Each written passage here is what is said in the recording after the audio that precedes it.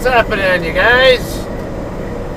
Alright, today is Friday, February 24th.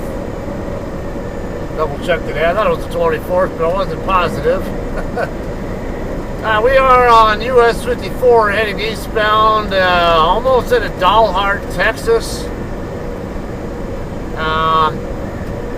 If you're geographically challenged, you can find Dalhart by either finding Tucumcari on I-40 on the east end of New Mexico, or near the east end of New Mexico, and then take US 54 to the northeast from there. Follow that up, and the first actual real town you get into once you're in the Texas Panhandle will be Dalhart. That's where we're on our way into right now. Currently on our way to pick up a load of JBS beef in Cactus, Texas.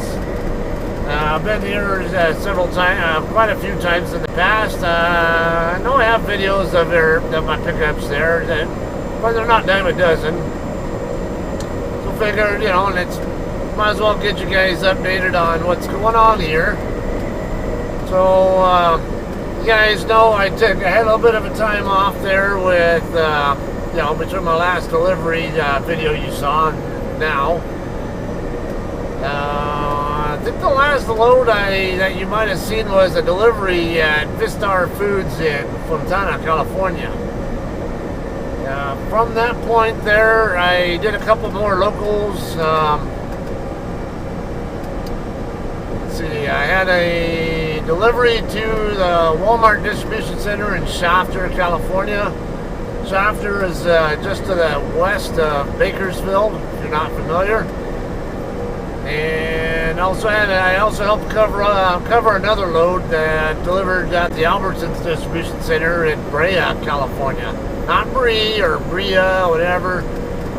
If you see B-R-E-A in California, that's Brea.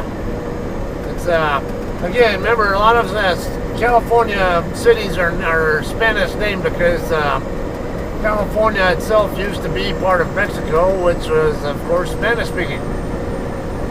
So, just kind of help you guys with knowing how to properly pronounce a lot of the towns there without getting laughed at too much, I guess.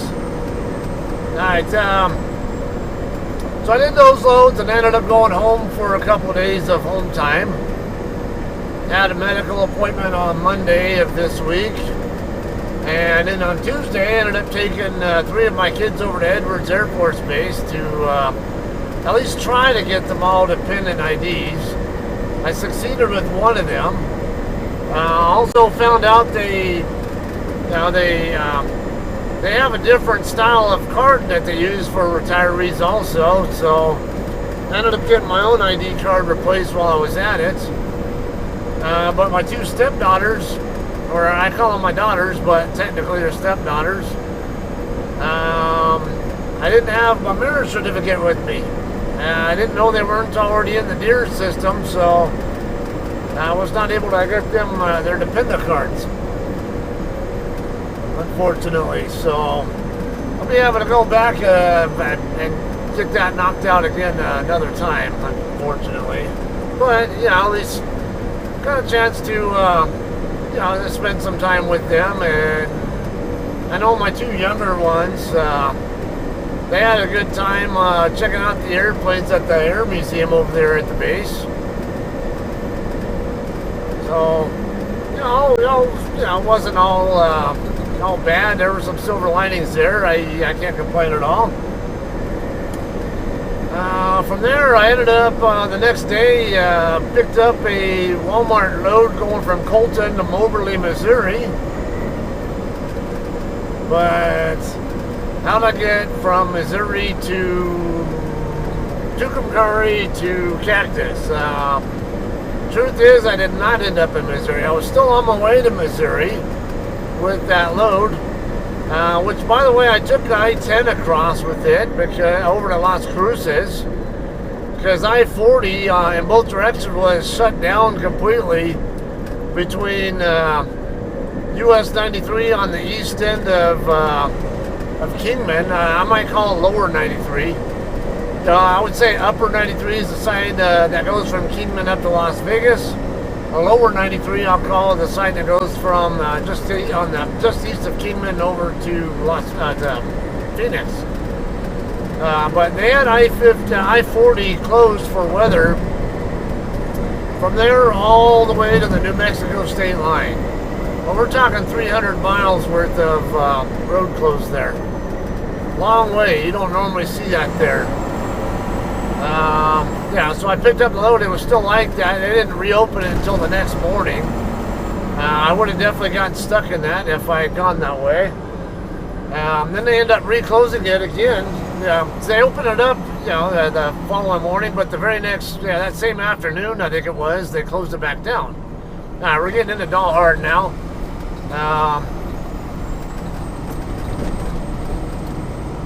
Anyway, getting over to Las Cruces. Actually, I ended up getting a chance to meet up with one of my Air Force buddies in Deming. He actually is from that area growing up, and he just happened to be in town there visiting his dad when I was passing through, so we got a chance to meet up. And then from there, as I was coming up US 54 from basically from the Alamogordo area up to Santa Rosa, I got asked about swapping with another driver to help him get home for. He was trying to get home ASAP for something. Turned out, I was like, yeah, that's fine. Well, I ended up finding out that this driver was somebody I know. So I get over to the pilot in Santa Rosa because I was just going to try to get a Dairy Queen fix there. And and then he calls me up and find out he was the one I'm going to be swapping with. Now, I didn't swap loads, but I basically gave him my load in exchange for an empty that he was pulling. It was a good thing I stopped in Santa Rosa because I didn't know where he was coming from or whatever. I just knew the load was going to Tracy. I figured he was eastbound. Okay, now normally I would be turning left right here on the to stay on US 54, but to get over to Cactus, there are a couple of different ways you can go. If you make the left right there and then get over to the, I kind of call it a 5-way intersection. It's really a 4-way between where US 54 and US 87 meet up. But right on the other side of 87, like just a matter of feet past that intersection, there's a street that diagonally goes off to the right diagonally that you can turn onto. That would be Farm Road 291. That's a way you can technically go in a way. Now I think that is weight restricted, and I am empty, but I'm light enough where I think I can legally be on it. That's, but it's not. It's a rough road, and I'm not the biggest fan of going that way. So I'm gonna go this way here. This is US 87 coming up here right after we get past the railroad tracks. We're going to make the right turn here onto 87 southbound. 87 goes down toward Dumas, Texas, which is just south of Cactus. Also with Cactus and Dumas both, also to help you find that area if you're not already familiar. Find Amarillo in, or as you guys call it, Amarillo. Follow that straight to the north on US 287. Let me zoom in. I don't want to miss my turn. I know it's down here. I usually come from the other direction. Come on, dude. If you have a gas pedal, you can use it, You don't have to sit there and do 10 miles an hour and create a safety hazard. If you hit your gas pedal hard, you could have made it over there and not created a safety hazard simultaneously. Some people. Alright, anyway, the way I'm going to be going instead will be down here on the south end of Dalhart. There'll be another farm road over here, FM 281, I believe, if I remember right. If I recall, that's what its numbered is. It has a wider shoulder on it. It's smoother. It's more truck friendly. You'll see a lot of trucks on it too. So I tend to prefer using that way into Cactus instead. And that farm road goes just south of where the JBS plant is. 291 goes across to just north of the JBS plant. Okay, I think it's this facility right down here, right on the other side of that, if I recall, is where the farm road is that I want.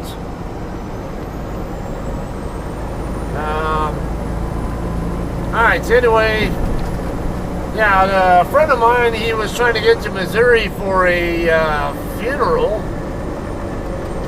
Yeah, it should be on the south side of this building. I'm pretty sure of it.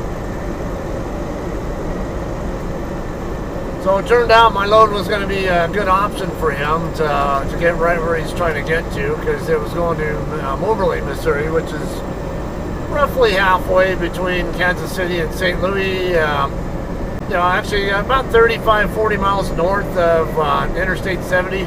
I-70 runs between Casey and St. Louis. Right about, just about halfway between the two, you got Columbia. Alright, yeah, right where the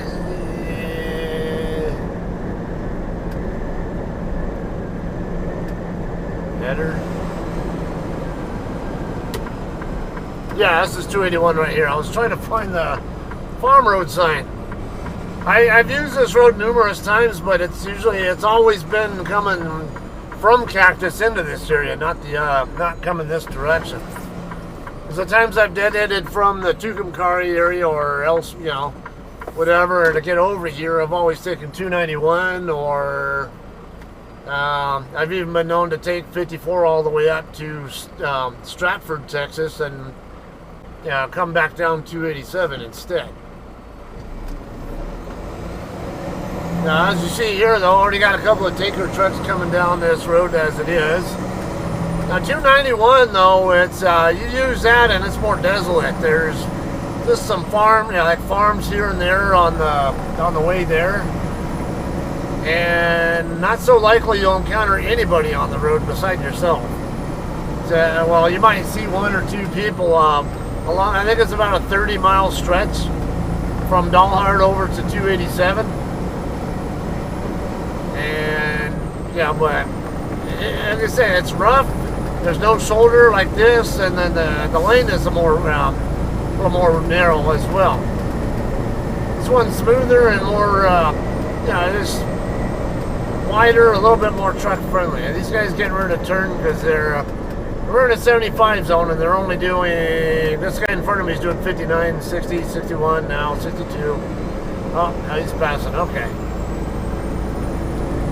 What's this guy now doing? My radar says he's doing 73, but I think he's still... No, this guy's doing 57. I say 73 had to have been the guy who just passed this guy.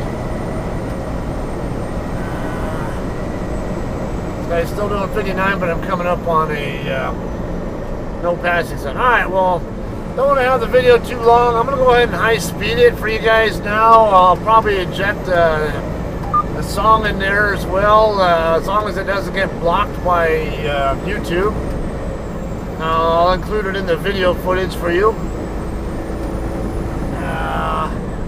If not, I will have to mute it or just cut it completely out, alright? But we'll resume this when we get pretty close to the shipper.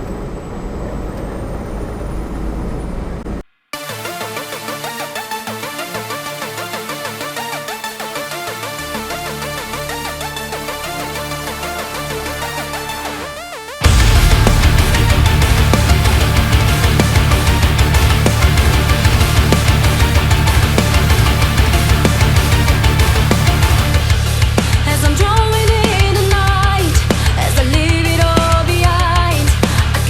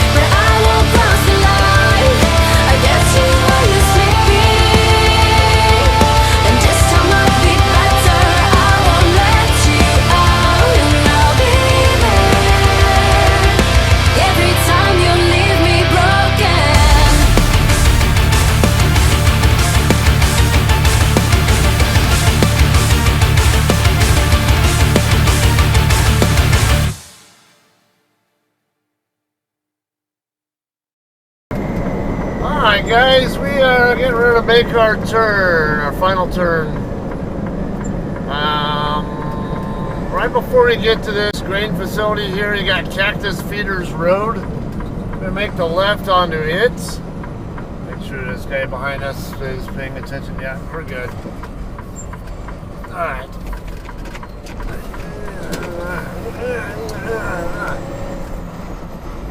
Alright, this road is going to come up and then it'll curve off to the right.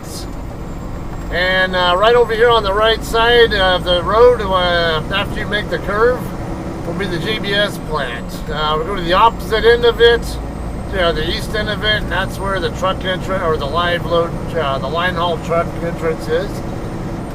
Alright, so on the way over here, if you heard music at all, as long as it didn't get blocked or anything like that, that would be an Italian group known as Volturian, if you heard what I hope you heard. It's an Italian metal group. It's one of the groups I like to listen to. I know not many people will be familiar with them, and I listen to a big, huge range of music. You guys know that. I listen to a lot of EDM stuff, rock, pop, hip-hop, R&B, rap, whatever. A pretty good range. Don't ask me to listen to country music, though. Sorry, guys. I'm extremely limited on what country music I can tolerate. There are a few good ones from that genre that I don't mind listening to at all, but by and large, no, not for me. No offense, guys. Alright, so we got the feed farm here. Shortly up here, not far up at all, we're going to make the curve. I think where that radio tower thing looking, or whatever that thing is up there. The road's going to curve off to the right there.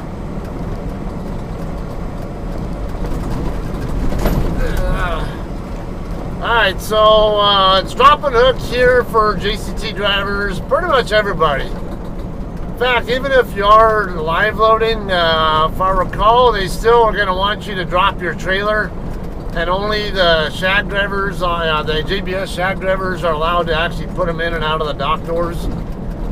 So there's that.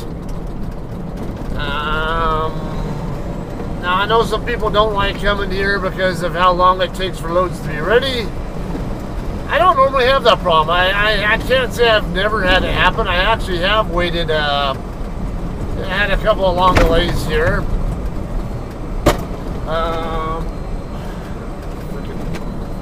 Refrigerator door. Anyway, I had 2 occasions where I came here where I got detained. One time I think 9 hours past my drop dead time, but it didn't matter because I got here with nothing left on my clock anyway and needed a full 10-hour break. And I got here, I think, a little bit late as it was, so I actually still had an hour to go on my 10-hour break before I could even go grab the load and leave with it, even after it was ready. So it didn't bother me at all that it was late. And one other time I stayed here for, I think, 37 hours past my drop dead, or something along that line. It was a long time, but I got some buku detention pay out of it. I think I had $800 in detention pay. So I sure as hell wasn't complaining. I still made the deliveries on time, so no reason to complain on that. If you've never been here before, there is a staging lot right over here on the north side of this street. Let's see. Alright, so the driveway right by where this car that's in line in front of us trying to get out onto 287. That driveway right there is going to be the truck entrance. And straight across where you see these drop trailers over here on the left will be the staging lot. Now you can hang out there if you're waiting on a load, or if you get here early or something. This guy seems unsure of what to do or something, or if maybe he was just waiting on the car. I don't know. Alright, we get in here, we're going to get checked in and slide tandems back. Oh, I saw him, I was going to wait for him, but he had already stopped. Okay, I'm gonna go ahead and stop right here and get checked in at the office. Now my load is ready to go already. I already know the trailer number and everything, so we're not gonna have that detention issue here at this time. Alright guys, we are checked in. Trailer that I'm going to be grabbing is actually not the same one that I thought I was coming for. My load info, I think it said 7237 or something like that, but she told me I'm actually picking up H30752. That's one of our new Hirschbach spec trailers. Alright, first we're going to drop the empty. Come over here to this side. What the hell is that on the front of that trailer? That red bar thing is what I'm looking at. I don't know if I'm gonna. I don't see any openings over here, so I don't know. I don't know if this is wide enough here. We'll see. Look for tire tracks and all that. No, there ain't no damn way a trailer's fitting in there. Alright, I might have to do like what this guy up here is doing. It looks like he might be dropping behind that row or something, but I don't know, we'll see. I'll see if I can find a spot over here first before I resort to, what's this over here? Is there an opening?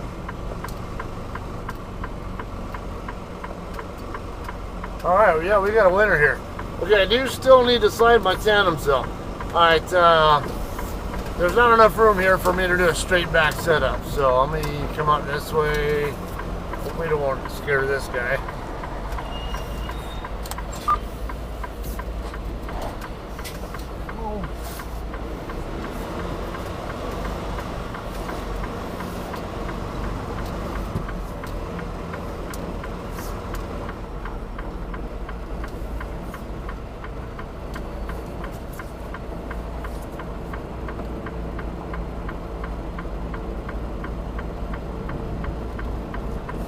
It might look tight fit there, but as long as my tandem's got past the corner of the trailer without hitting, I knew I was going to be good. So, alright, now, alright, still got a slide tandem, so let me go ahead and do that now. I'm really supposed to have done that on the way in. Alright guys, we're done disconnecting.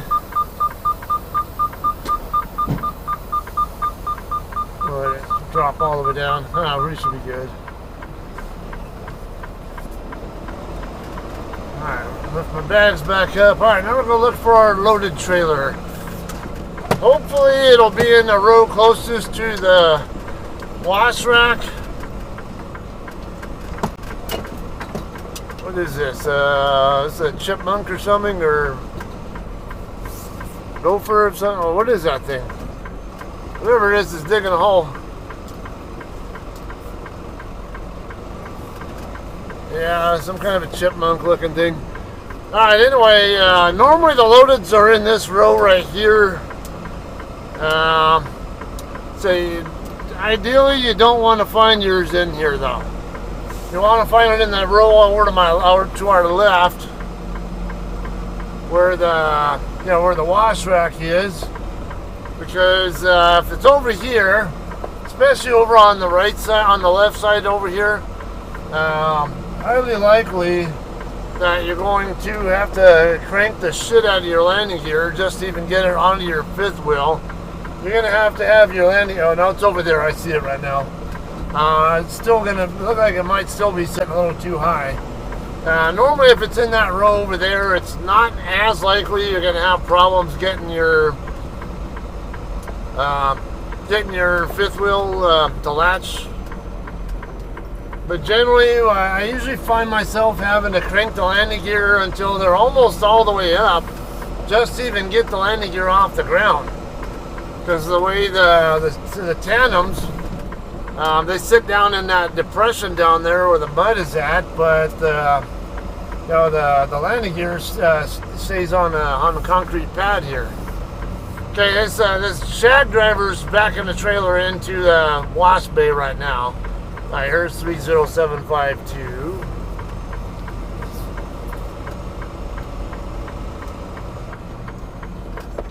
Didn't turn sharp enough.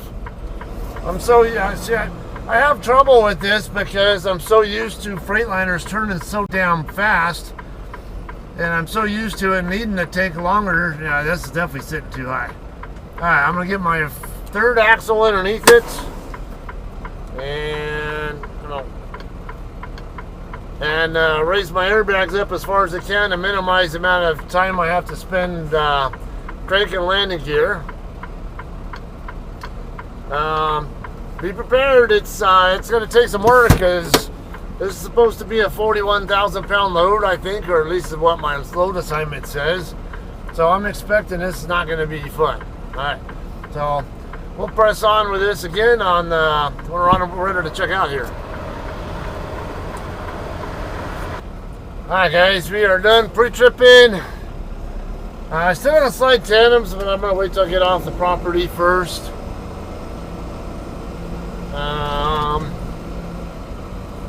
Okay, I'm going to need to replace my red glad hand seal on my tractor too. I knew I was going to need it sooner or later. It was getting on the flat side, but with this trailer here, it's definitely a noticeable leak on it. I thought I had spare seals here on the truck, but I apparently don't have any left. So when I go to scale this load, sure we're going to stay clear of that trailer over there. Alright, when I go to scale this load, I'm going to have to go buy some on the way out of the area. Now, we'll talk about all of that in a minute. They are doing something different here now. It used to be that you could install your load locks while you were in the drop spot, and then the guard here would install the seal while you're here checking out. However, they don't do it that way anymore. Now the trailer's pre-sealed. Actually, there's seals on both the left and right doors. And oh shit, I think I should have thought about that. Let me back up a little bit, because I don't know if this guy is trying to slide his tandems back in my direction. If he's trying to slide his tandems forward, just make sure. Alright. So I'm going to get checked out, and then we'll get up to where he's at inside our tandems, and we'll get out of here. Alright guys, we are ready to roll out of here, but I have a feeling we're going to have a fun time trying to get out of the property, because there are a shit ton of JBS employees leaving right now. Oh, this guy is letting me over. Let me out.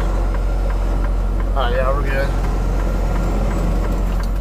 Hopefully, I'll swing it extra wide, make sure my trailer clears him. Yeah, we're good. Alright, so I'm going to take 281 back across the Dalhart. Now, I tell you, I've been to this shipper countless times.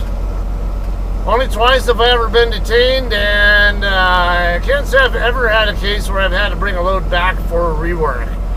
Not to say it doesn't happen, but I don't recall ever having to get a load reworked from here. So, but if you're concerned about, you don't want to go any further away than absolutely necessary to scale your load, 10 miles south of here in Dumas, there's a Love's on the north side of Dumas. I would recommend scaling it there. The next closest place would probably be the Pilot up here in Stratford, which is, I don't know, about 20 or so miles north of here. I usually just go ahead and take, like I mentioned, because my past experience tells me it's highly unlikely I'm going to I need a rework. So we've got these two guys, and then the lady coming across now. Another guy walking across. And I think we'll be clear after them. Okay.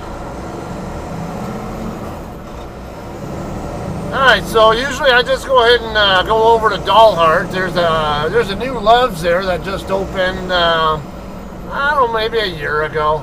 I don't know, somewhere around that ballpark. If it's even been that long. But there, that's where that's where I usually go to scale my load out. Because it's at least on my along my most practical route out of the area. You do have to go north of where 87 and 54 meet up. You go north on 87, perhaps a mile or so north of 54. That's where that Love's is at. Like I said, I'll just go ahead and scale it there. And if everything looks hunky-dory, just come back down to 54 and take 54 back across to Tucumcari. But now I only have 2:51 left on my clock before I am done for the day anyway. So I'm not going to make it past Tucumcari before I run out of clock, most likely. So what I will more likely do is either just go ahead and bed it down over there in Dalhart at the Love's, or I might, I don't know, I might try to get into Tucumcari, but I'll see if there's any value added in going there. I tend to not be a big fan of doing my breaks in Tucumcari, but I'm not against doing it, I'm just not a big fan of doing it. And if I can run in the middle of the night across 54 when there's less traffic to get annoyed with and all that, I'd rather do it that way. Well, you guys already saw this route on the way in here, and you know what's going on now, right? We're on the way to deliver this at the Costco Distribution Center in Tracy, California. Tracy, if you're not familiar with it, is south of Sacramento, and I guess I would say southeast of the Bay Area, or really east of the Bay Area. It just depends on what part. Like Bay Area, I mean more particularly Oakland and San Francisco. But it's more kind of due east of the more southern Bay Area, I guess I would, if you want to call it that. So, all right, that's what's going on, and I'm going to go ahead and call this one a day, all right? Hope you guys enjoyed. You got some good intel on this if you haven't been to JBS before, and that's what brought you to the, maybe if that's what brought you to the channel, to the video. Until then, we'll probably see you guys in Tracy, all right? Y'all have a great day.